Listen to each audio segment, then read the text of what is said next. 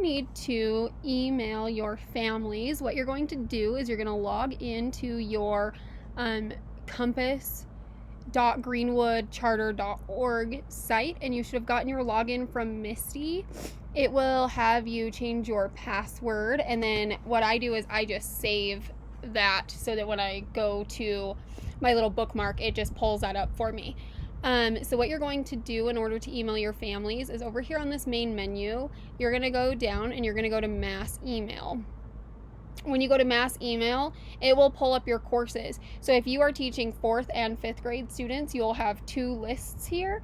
And then as we get grade books put in, it will also list those there. So right now you only should have your crews. So what you're going to do is you're going to open this up, and anybody that you check in this list will receive the email that you send.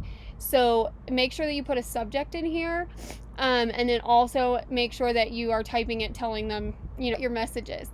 If you need to add something, so for example, for 3rd grade, we sent a PDF that had some links in it as our announcement. So then you can go to add file, and it will allow you to upload a file up to 10 megabits. So after you get all of that, you're going to click send email.